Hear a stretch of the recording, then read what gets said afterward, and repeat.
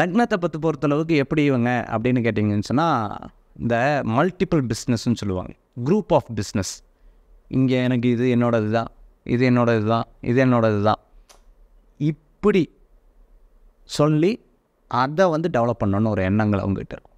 So அவங்க multiple business எல்லாம் run ஆகணும் சார், நான் மேலேருந்து பார்த்துக்கணும் சார், இப்படி இருக்கக்கூடிய எண்ணங்கள் அவங்களுடைய குணாதிசயங்களில் மிதுன ராசி அன்பர்களுக்கு இருக்கும். டீச்சிங் யாராக இருந்தாலும் அட்வைஸ் பண்ணுவாங்க. அதாவது என்னென்ன நான் என்ன சொல்ல வரேன்னா அப்படின்னு ஒரு அட்வைஸ் பண்ணுவாங்க.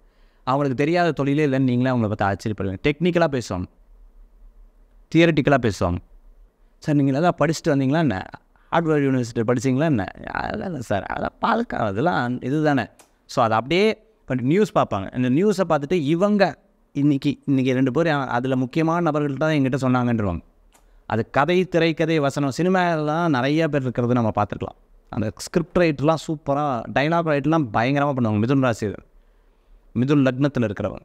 ஸோ அவங்ககிட்ட அந்த பேச்சுக்கு வந்து அவங்ககிட்ட தான் கற்றுக்கணும், நகைச்சுவை அவங்ககிட்ட கற்றுக்கணும். சூப்பராக அதை வந்து என்டர்டெயின் பண்ணுவாங்க. உங்களை ஒரு 10 நிமிஷம் உட்காந்து அவனை அழகாக என்டர்டெயின் பண்ணி அனுப்பிச்சி விட்ருவாங்க. பிஃபோர் 10 இயர்ஸ் 12 இயர்ஸோடைய மிதுன ராசி வேறு, இப்போ மிதுன ராசி வேறு. இந்த மாதிரி மாறி மிதுன ராசிக்கு எப்பவுமே பீரியட் ஆஃப் டைம் அவங்க வந்து மெச்சூரிட்டிக்கு தகுந்த மாதிரி மாறிட்டே இருப்பாங்க.